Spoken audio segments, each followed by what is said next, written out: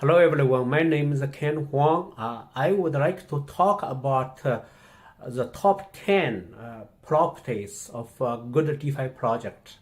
As you all know that in year 2020, DeFi has been growing exponentially from less than 1 billion value locked to over 20 billion now, or more than 22 billion actually.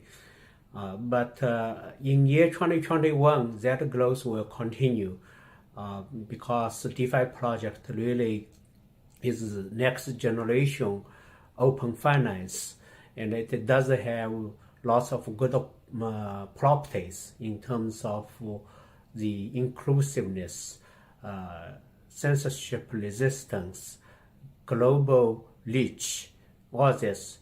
But how, as an investor, can we evaluate a good DeFi project? I will give you 10 properties that you can look. It's not really an advice for the investment, but more like advice for research some good project, and then you do your own homework. So I lay out some properties that you can look, and you can use this property to look for or searching for some good project.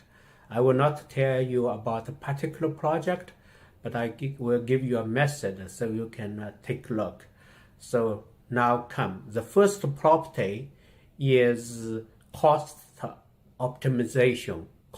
Cost optimization, meaning that a good DeFi project, it will have a good smart contract code base, which will reduce the gas cost, as it will basically invoke many different contracts, right? Because it's money legal. So a DeFi project usually calling different. So if it has no optimization, the gas cost is expensive.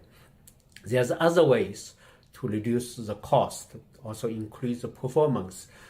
Things like layer 2 technology using optimistic rollup, or another way is zero knowledge rollup technology. So those kind of rollup on the layer 2 could potentially reduce the cost as well. Another is using the cross-chain, things like Polkadot or Cosmos, some DeFi layer built on top of that can potentially also reduce the cost. A good DeFi project can let you choose how do you consume the gas from which chain, so you can potentially reduce the overall cost of this. So the first property you need to look is cost optimization. The second one is the smart contract security. You maybe ask, I'm just an investor, I don't know the smart contract. So that's true. But there is something you can look, like a good DeFi project at least have one or maybe up to 3 or 4 independent third-party security companies looking at the smart contract security to validate if the contract is secure or not. Another way is to look at the insurance protocol, which will ensure the smart contract security problems. The insurance protocol such as Next Mutual Cover, Open, right? Those property could potentially be leveraged for some new contract as new project, a DeFi project.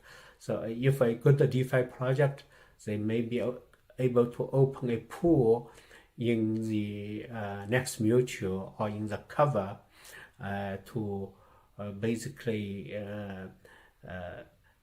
kind of what is called shield mining their own token as a guarantee for the security of their smart contract.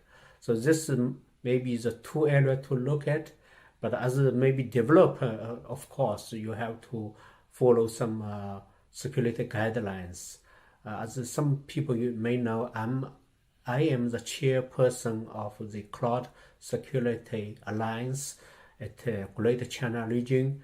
We recently published a white paper or blog on the smart contract security. And also in 2018, I published a book. In that book, we devoted the whole chapter 3 on smart contract security. So those can be a good reference. Other good reference like Open Zeppelin, Consensus, they all have some good smart contract guidelines. So smart contract is important because there's lots of DeFi project got hacked because of the smart contract problem. So smart contract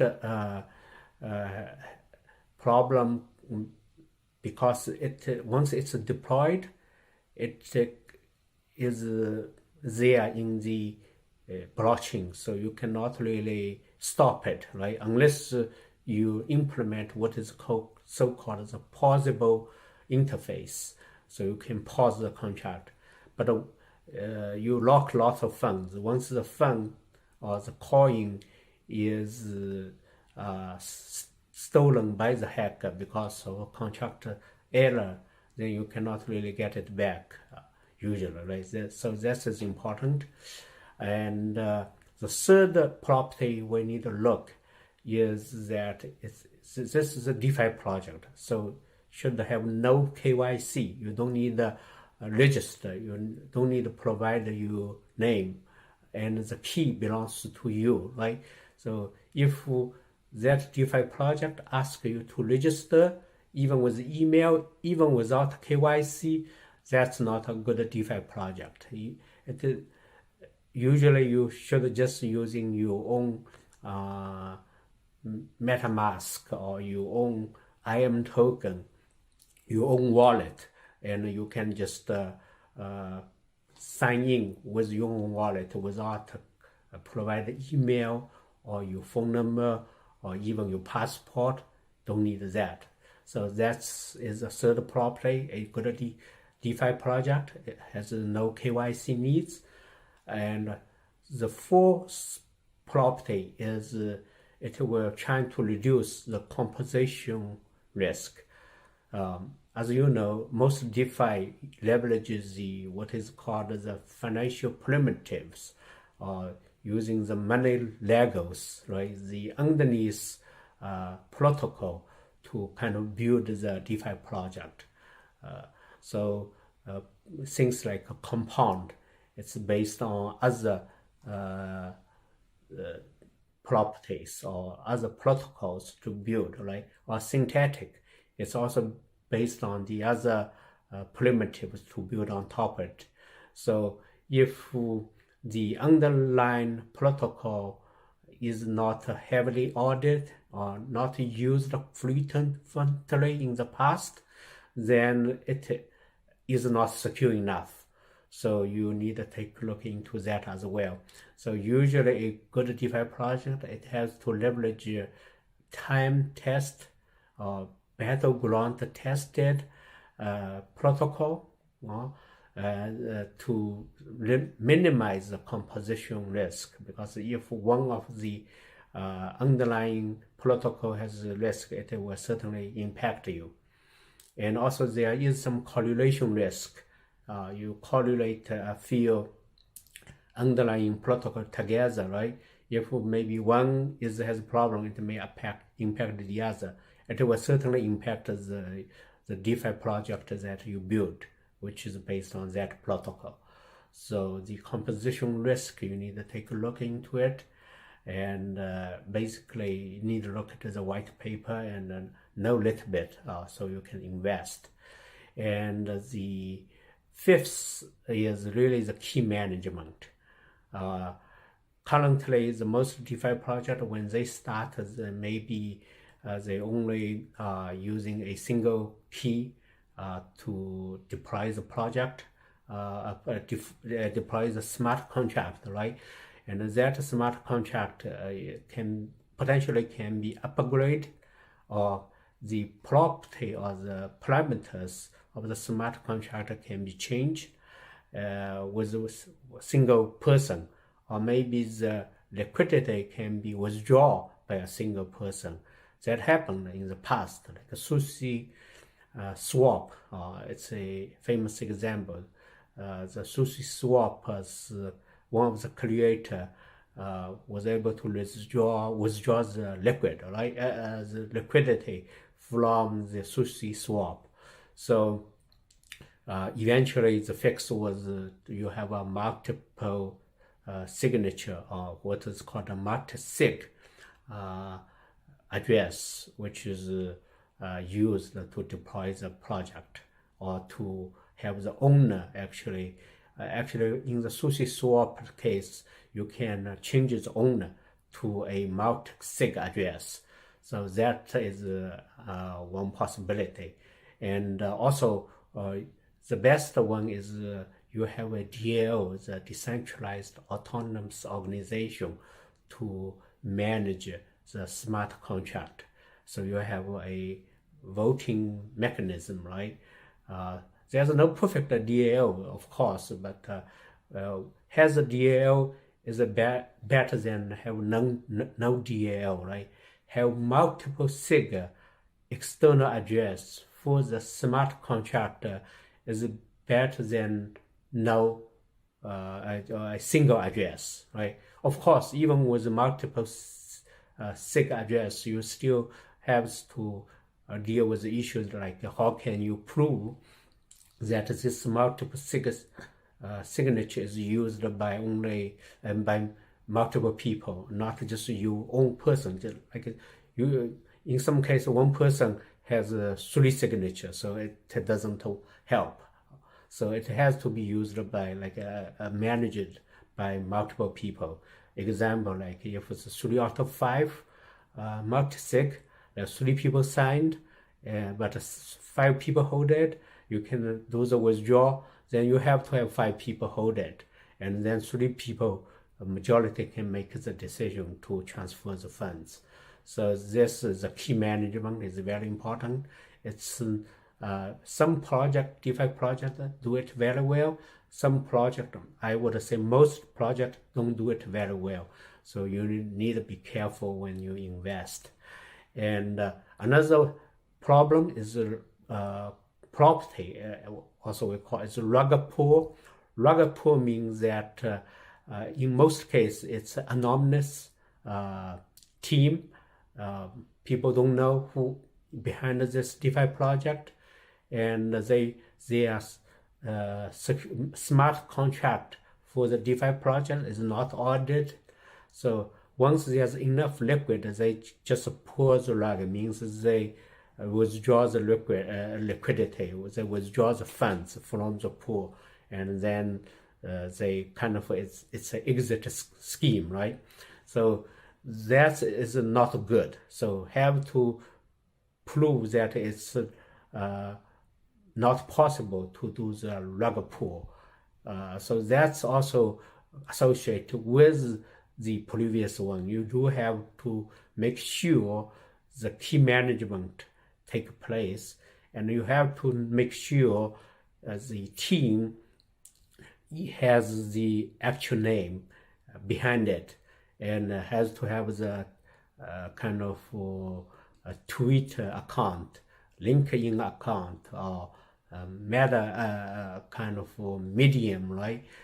Discord, but it has to have a real name, has a picture, and people has to know this person from previous project or from which university graduate from, has to be a real person. So if it's not a real person behind it, it's anonymous, then you need to be very careful, right? Especially the smart contract is not audited. So that is also another red flag, right? Also, there's no multi-sig in place. So rug pull has happened in the DeFi, and you need to be careful. And the seventh property is fair launch. Fair launch basically means that that DeFi project has no VC funded, has no pre-mine, has no owner reward, like reward you, right? It may have the kind of developer funds that approved by the DAO organization to give the some funders incentive, but has to be voted by the DAO. So this is called a fair launch.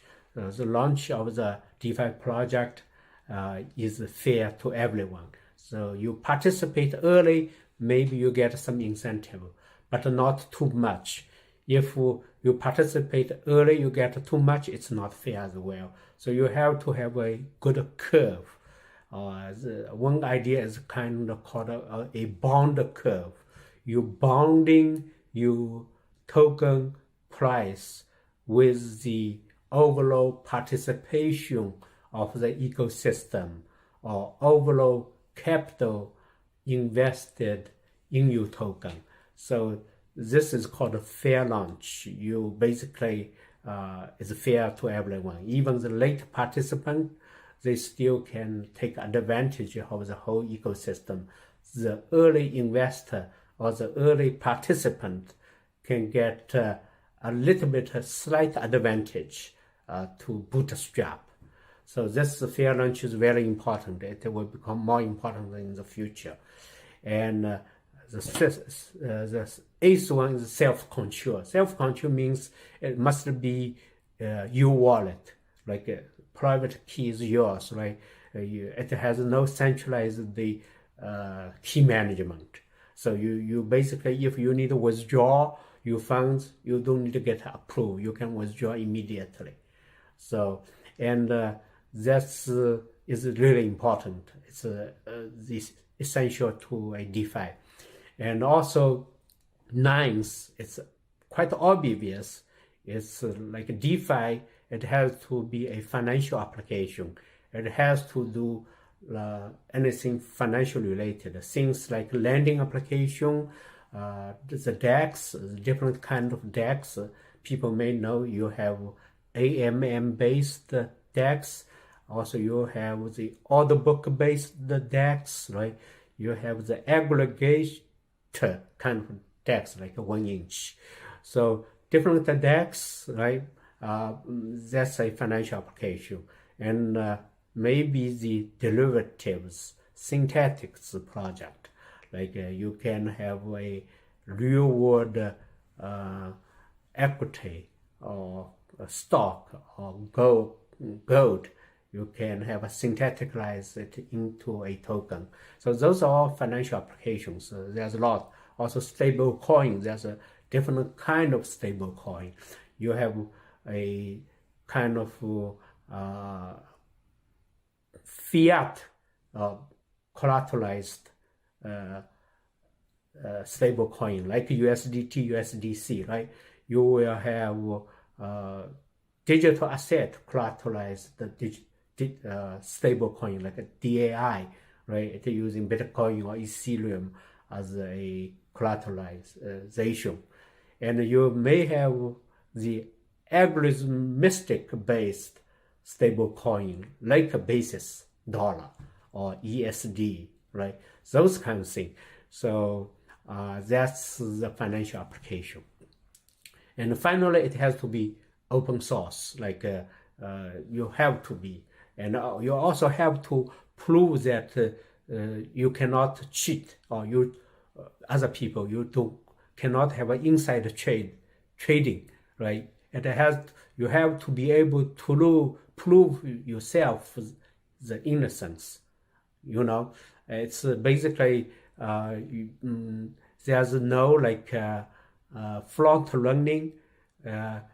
It's in DeFi there is a potential of front running. So, but if you code it well, you organize your structure well, you can kind of reduce front running possibilities by the miner or by the people who knows your project well, right? Because you have to be fair to everyone. So you basically grow the whole pie, right? So everyone can participate.